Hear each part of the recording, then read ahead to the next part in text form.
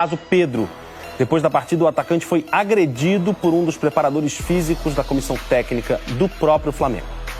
A intensa movimentação de policiais na saída do vestiário do Flamengo era a confirmação de que algo sério tinha acontecido. O vice de futebol, Marcos Braz, estava agitado. Precisava tomar providências. Torcedores e repórteres esperavam pelo atacante Pedro, porque minutos antes, às 11h30 da noite, o jornalista Caê Mota publicou no GE.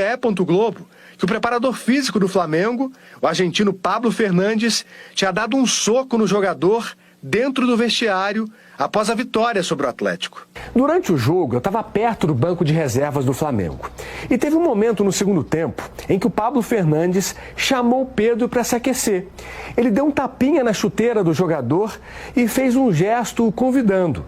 O Pedro balançou a cabeça negativamente. Ele continuou sentado e o preparador foi embora. Minutos depois, o Flamengo fez a última substituição.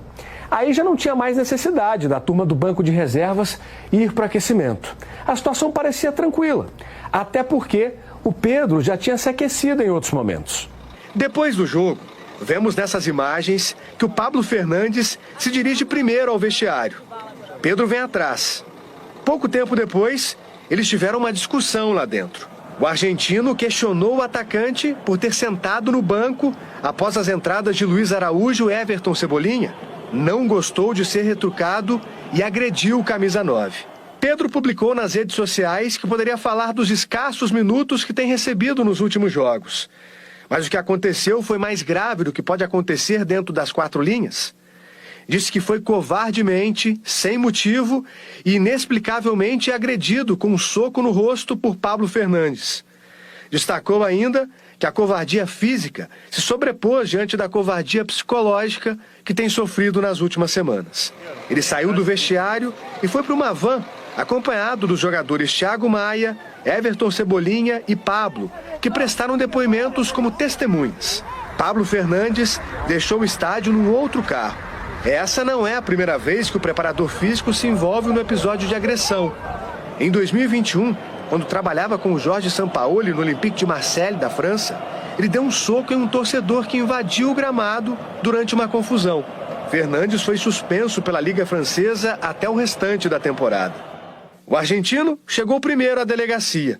Pedro apareceu pouco tempo depois para prestar queixa pela agressão sofrida. Não há nenhum mandado de prisão e a pena conferida nesse tipo de delito, né, até uma contravenção, é uma pena diminuta que não requer, inclusive, nem a sua prisão, não é necessária nem a sua prisão. E os autos serão encaminhados ao Poder Judiciário e Ministério Público. Pedro saiu da delegacia às 3h30 da manhã, ao lado do advogado e do diretor executivo do Flamengo, Bruno Spindel.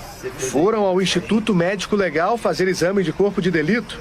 Ele sofreu um corte na boca. Todos os envolvidos passaram a noite em Belo Horizonte. A delegação do Flamengo voltou para o Rio de Janeiro depois da partida.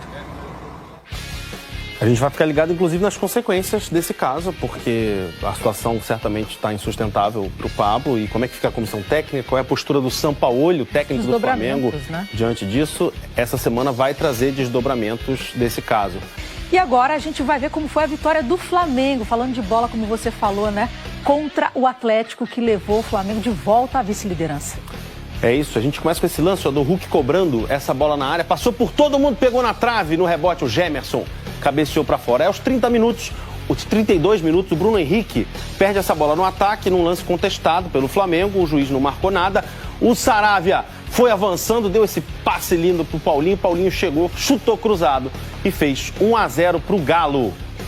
Jogo lá no Independência, o Flamengo reclama desse lance, tá vendo? Que o Paulinho chega no Bruno Henrique, reclama que teria sido falta, o VAR checou tudo, não deu nada, gol do Atlético Mineiro, 1-0.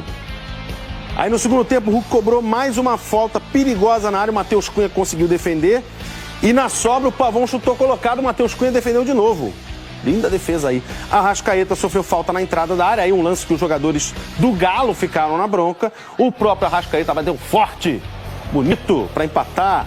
E aí, aos 43 do segundo tempo, o Arrascaeta encontrou ali o Wesley dentro da área, o Wesley cara a cara, só no toquinho por cima do Everson. Virada, vitória do Flamengo em Minas, 2-1 em cima do Atlético.